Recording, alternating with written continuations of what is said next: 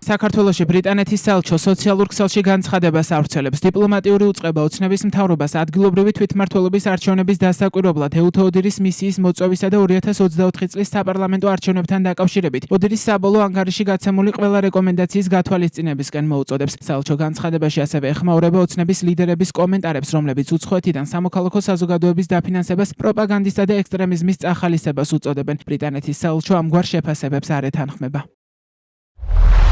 დიდ ბრიტანეთსა და საქართველოს შორის თანამშრომლობა ეფუძნება ერთობლივ ვალდებულებას გააძლიერონ დემოკრატიული პრინციპები და ხელი შეუწყონ სამოქალაქო საზოგადოების როლს ორმხრივ თანამშრომლობაში. ეს ვალდებულება ასახულია 2019 წელს ორივე მთავრობის მიერ ხელმოწერილ სტრატეგიული პარტნიორობისა და თანამშრომლობის შეთანხმებაში. სწორედ ამის საფუძველზე დიდი ბრიტანეთი ბევრი წელია მხარს უჭერს სამოქალაქო საზოგადოებას. საქართველოში, მათ შორის ამომრჩეველთა საგანმანათლებლო აქტივობებს, აფინანსებს ადგილობრივ საარჩევნო სადამკვირვებლო ჯგუფებს, რომლებიც მუშაობენ საერთაშორისო სტანდარტების შესაბამისად. მონაწილეობას იღებს ეუთოს დემოკრატიული ინსტიტუტებისა და ადამიანის უფლებების ოფისის სადამკვირვებლო მისიებში საქართველოში. საქართველოს მთავრობა თავად უჭერდა მხარს ამ საქმიანობას და ჩვენ კატეგორიულად არ ვეთანხმებით ამ საქმიანობის აღწერას როგორც პროპაგანდისა და ექსტრემიზმის დაფინანსებას. ეს არ შეესაბამება სიმართლეს. ჩვენ მოვუწოდებთ საქართველოს მთავრობას მოიწვიოს ეუთო ოდირის მისია ოქტომბრის მუნიციპალური არჩევნების დასაკვირვებლად და გაითვალისწინოს 2024 წლის საპარლამენტო არჩევნებთან დაკავშირებით ოდირის საბოლოო ანგარიში გაცემული ყველა რეკომენდაცია.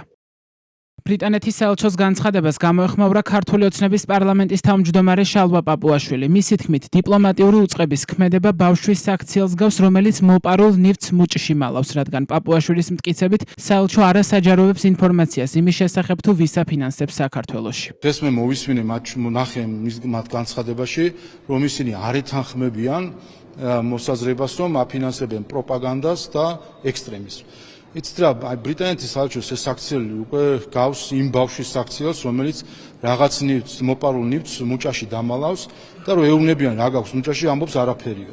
ასე პასუხობს ბრიტანეთის საელჩო, ის არ ეთანხმება და მე მგონი დასულ ადამიანებს ეხა ასეთი მარტივი ბავშვური რაღაც პასუხით არ დავჯერდებით და მოვითხოვთ მუჭის გახსნას. ბრიტანეთის საელჩოს დღევანდელ მოწოდებამდე ერთი კვირით ადრე 11 ივნისს დიპლომატიურმა უწყებამ განაცხადა, რომ გაერთიანებული სამეფო იძულებული გახდა გრანტების კანონში ცვლილებების გამო გაეუქმებინა წინასაარჩევნოდ დაგეგმილი საგრანტო წინადადებები. საუბარია პროექტებზე, რომლებიც მიზნად საარჩევნო გამჭვირვალობის ხელშეწყობას ისახავდა.